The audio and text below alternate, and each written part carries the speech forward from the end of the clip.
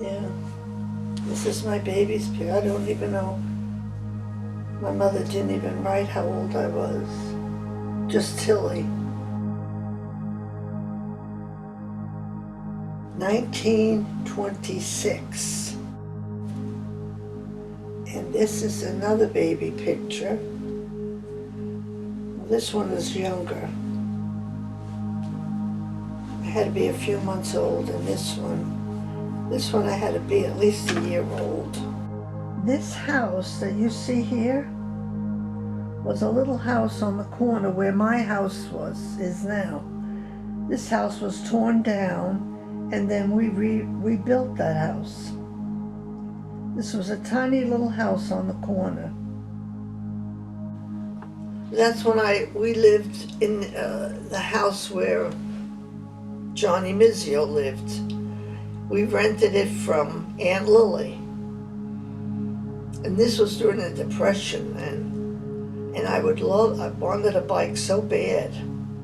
So I finally got a bike for Christmas, and my sister got a typewriter. And then for some reason, my mother and her sister had a little argument, and my aunt put us out. She says, "I want you out." My mother says, "Where am I going to go? I have no place to go." In the meantime, the man next door passed away, and he worked in the Woolworths 5 and 10. He was a big shot there.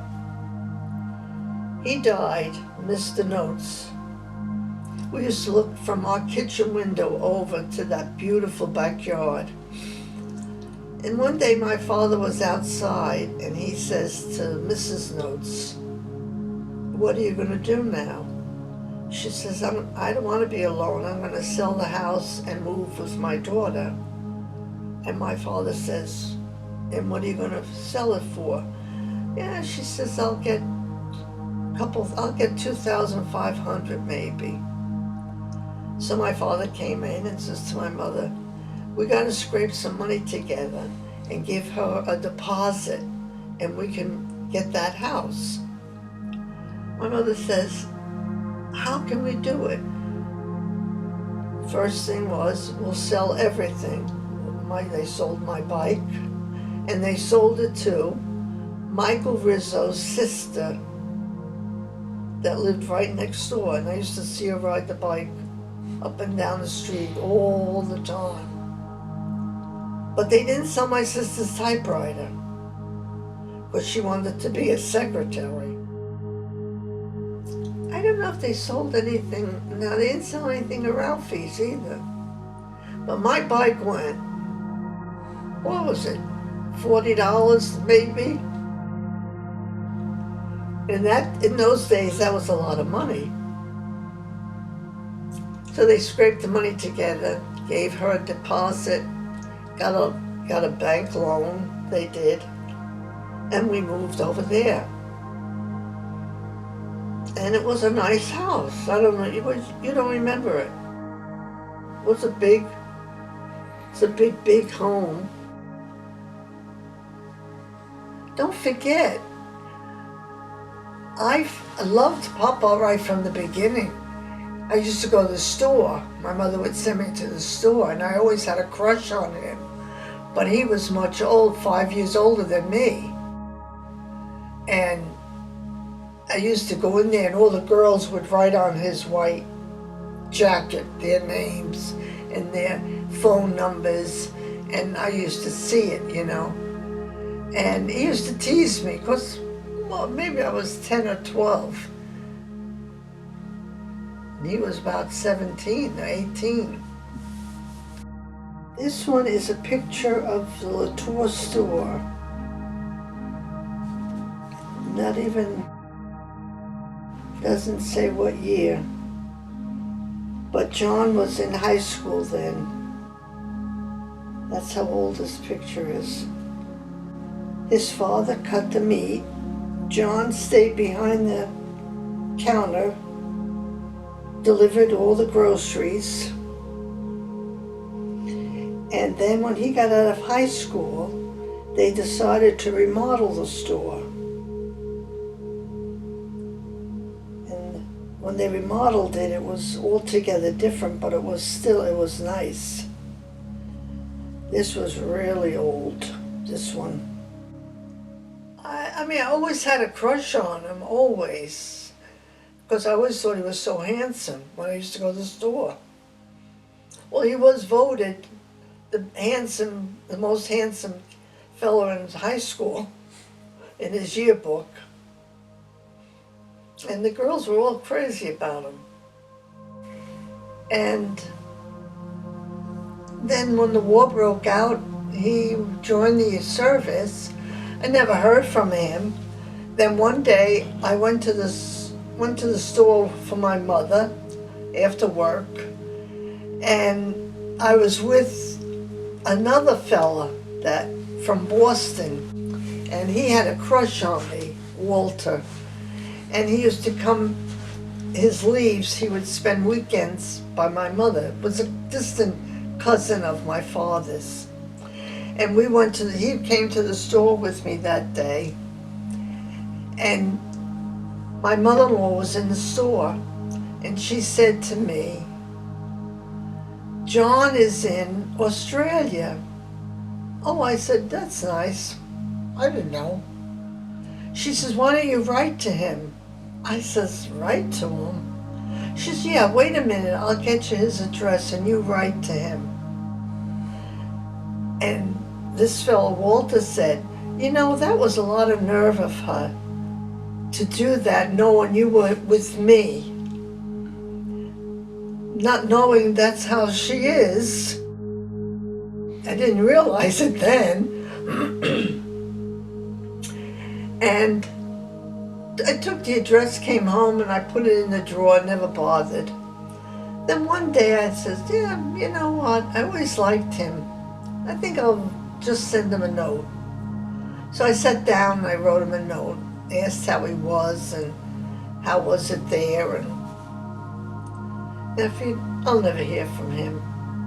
But then he did. He answered my letter, and then we started corresponding. Then the war was over and he was coming home. And he was coming home on an army plane. And he got bumped. A captain took his seat and made him wait for the next plane. But we didn't know that. At least his mother didn't. And the plane crashed. So his mother called and says, "I have terrible bad news. John was on that plane and it crashed." And I thought to myself, my mother-in-law gave me a hard time all my life, but yet she put us two together by telling me to write to him. But he called her about a couple of hours later and said, "No, I'm all right. I wasn't on that plane. I'm taking the next one." So that's it. Then he came home, and it was Easter Sunday. And he called up that morning and he says, "What are you doing anything later on in the day?" And I said, "No, not after we have dinner, no." He says, "Well, I'll pick you up and we'll go for a drive." And I says, "All right." So when it was about 7 o'clock, I says to my father, "When the doorbell rings, you go down and you tell him I don't feel good. I don't want to go. I don't know him that good. I don't want to go." So my father said, "You made the date. You go down and tell him, or you go out with him. I like this boy. I meet him." He used to meet him at Mitchie's. It was a candy store. My father used to go there to gamble. And John had his friends that they had a baseball club, and they would all meet in the back room and they'd talk about baseball. He probably played cards too, because that's where he made all his money, coming home on a transport from Japan to Australia. They went on a transport. And all he did all while they were on there was gamble, and he made a lot of money. He was lucky. And he sent it all home to his mother. So the doorbell rang. My father says, "You're going with him. I like this fella." So I went with him. So we went for a ride, we went for ice cream, and that was our first date. And then after that, he would call every Saturday. "You want to go to the movies, you know?" Or I would take the bus in the morning to go to work, and he would see me from the store. And he would always come out the door and wave.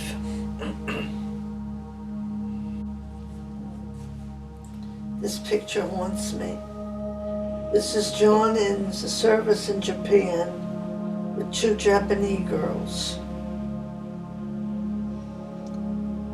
My mother-in-law used to haunt me with this picture. She used to say John had girlfriends in Japan. He said, "No, they weren't my girlfriends, Mom. They were just there, and the guys wanted to take a picture, and I put my arms around them." "Oh, they were your girlfriends." She used to just to haunt, you know, to get my goat. Oh my God. This was my engagement picture. Oh my God. And the cross I'm wearing here, Joanne has it today. That cross.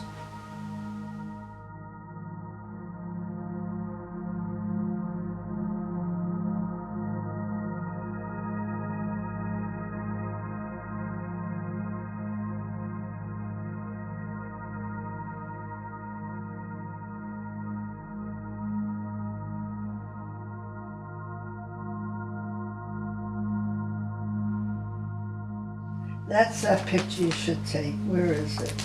This one. Oh, I love that. That picture is so beautiful. At the beginning of this church, I had a big ground, like with all ferns to walk through. It was so beautiful. They decorated it so nice. Not the church, we did.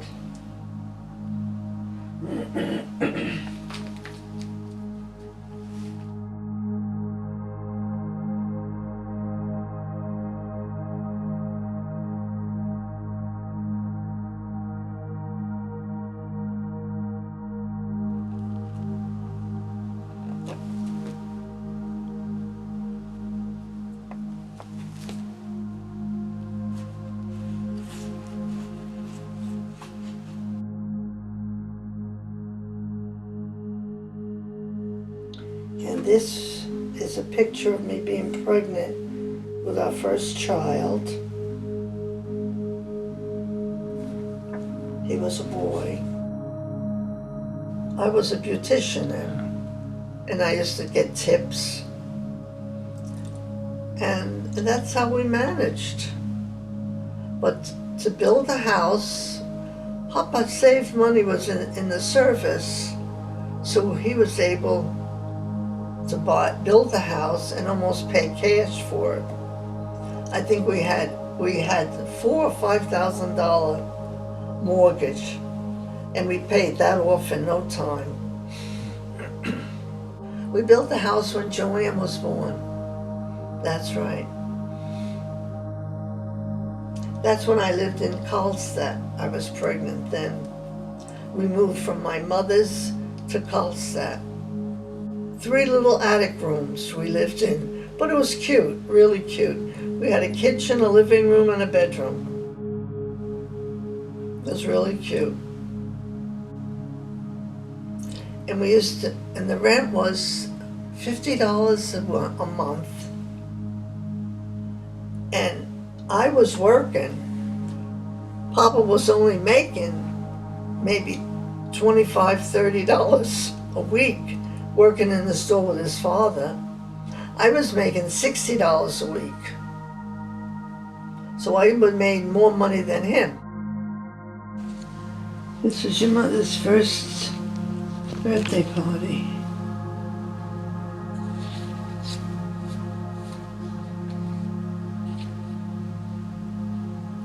Oh my God. Your mother, Elaine, Carol Ann. This is Joanne with her grandmother Della. This is Joanne and I in the backyard. This is Joanne and Diane at Christmas. Joanne wanted a piano for Christmas and she got it. And this is my mother with Joanne and Diane, Easter Sunday. And this one is taken up at Aunt Margie's house. I believe it was Christmas. And this one is John and Joanne, Christmas. I gotta show Joanne. They got nice gifts. She got a nice buggy for her doll. Nice carriage. I forgot about that. And this is Joanne and Diane playing in the snow.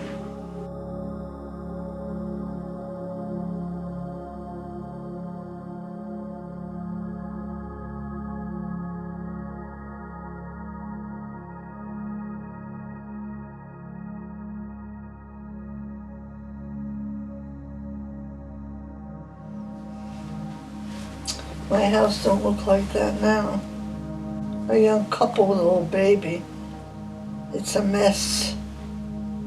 It's a disgrace. Absolute disgrace. I can't believe it. Oh my God, how I miss that. We built it, Papa and I. We were married 4 years. We lived with my mother. Uncle Eddie did the plans.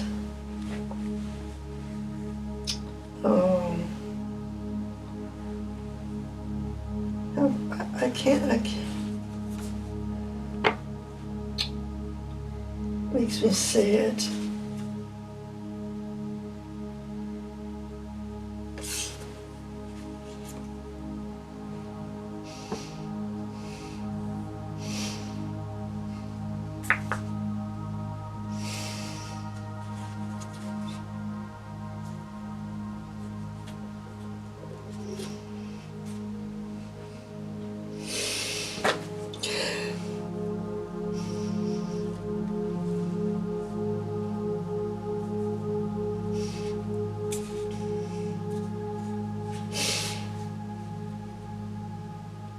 I love that porch.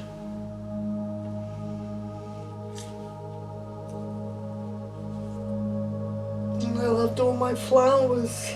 I had them all over. On the back patio, I remember now. This painting I was in Florida. And this was even before Papa painted. And I happened to see a sign about a class. And I said, gee, I would love to go. So Uncle George and my mother says, you should go. So I went one morning, it was early. It took one day and painted this picture. They told you what to do. After the picture was painted, he asked if I wanted to have it framed, and I said, yeah, I'd love to. And he framed it. And he said, you did very well, you know, for the first time.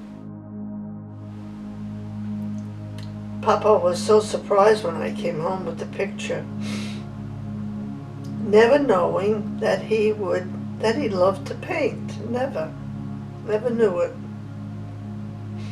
Till he retired, and he said, I think I'm going to paint. I says, the house? He said, no, I'm going to paint pictures. And I said, you're going to paint pictures? You're colorblind. You can't, your colors aren't. He said, I'm going to show you. I'm going to paint pictures. and he started, and I was astounded. The very first one he painted, David has it because it was one day he took him in Wildwood fishing, and David sat on this rock with the fishing pole, and for some reason Papa remembered that, and he painted a picture of this little boy sitting on a rock fishing, and that was in David's room because I used to sleep there. I used to look at it all the time. I said, oh my God, that's pretty good, you know. And then each picture he did was, you know, in fact, I got a beautiful one in there that he did. I don't know if Lauren has one. You have mine. And if Lauren don't want it and you want it, it's Papa's. Yeah, I used to have it in the hallway. He painted it of trees in the winter, and I loved it. Then he painted that one, and I said, you did that by yourself? He said, yeah. And from then on, that's all he did. Every day was paint. Did you see the easel in Diane's garage? Mm-hmm. That was Papa's. That was his easel. I was going to throw it away, and Diane said, no, I want it. She took it. It was in the garage, but it came to a use. When he said to me, when he retired, I said, what are you going to do now you retire? He says, I'm going to just sit and paint. I said, oh, good. We'll start in one room. He said, no rooms. I'm going to paint pictures. And I looked at him, and I said, well, and then we went out, we bought paints and all that, and he started. And he would paint every single day. He loved it, yeah. When Papa came home from the service, he wanted to be a dentist because he worked with all the oral surgeons in the service. He helped them operate on anybody that came in and was wounded and had to have their jaws wired shut or something. And the dentists that he worked with had an office in Passaic on Main Street. And he said to John, after the war, you always have a job with me. Go to college, become a dentist, and you could come right in my office. So when he came home, Sister's mother, I want to go to college. And his mother said, no, you go in the store and work with your father. So then after we weren't married then. After we were married, I says to him, I'm working, you go to Fairleigh Dickinson, get in there and go to college. I says, we'll manage. And he told his mother that's what he was going to do. She came by me and she said, no, he's not going. And I don't want you to tell him to go. He's got to work with his father in the store. I said, but he wants to be a dentist. No, can't do it. So he says, you know what I'll do? I'll go to school and make dentures. So he did. He went to school nights. We weren't even married then. And he got a degree in that. And his mother didn't like it either. She put a kibosh to everything. Papa was a very, very intelligent man. It's just a shame he had a mother and father that was so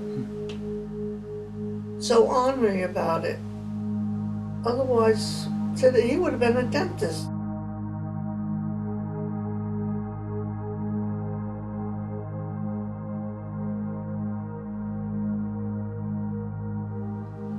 And this picture is me coming out of the back porch of my house in Florida. Now this is David and myself when they came to Florida. I babysat while she went to Sanibel. This is myself on the beach in Sanibel. How I used to love that, picking shells.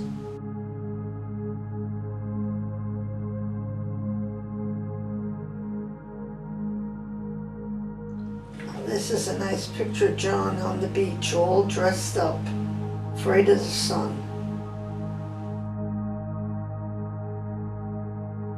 And this is John down at the deck, standing next to a boat that wasn't ours. It was our neighbor's. This picture is really nice. This is John holding Tommy and myself. This is in Florida. I had our house up for sale because Papa wanted to stay in Florida, and the sign was up for sale. And Johnny Mizio called up and said, I just came back. I forgot where he was. He said, I came back and I noticed a for sale sign out by your house. I said, yeah, I'm going to sell it. He says, no, you're not. You can't sell that house. What would I do if you sell that house? I said, well, I don't know what to tell you, John. John wants to sell it. This is my mother, John, and I. This was taken also in Puerto Rico. This is a trip we were taking to Florida on. We went to Skyland Drive in North Carolina. John and I and my mother. And this is my father doing dishes, as always.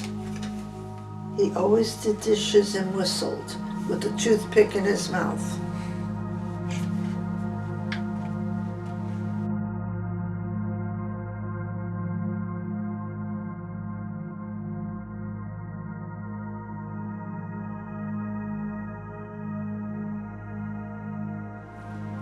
This is John and I and Lauren.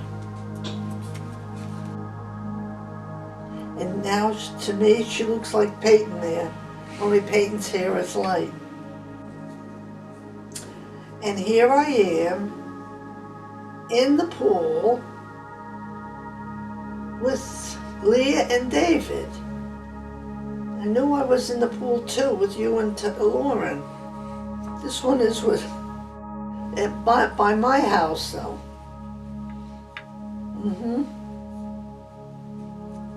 I did crazy things when I was younger. And this is Leah and I swear she looks like Madison there.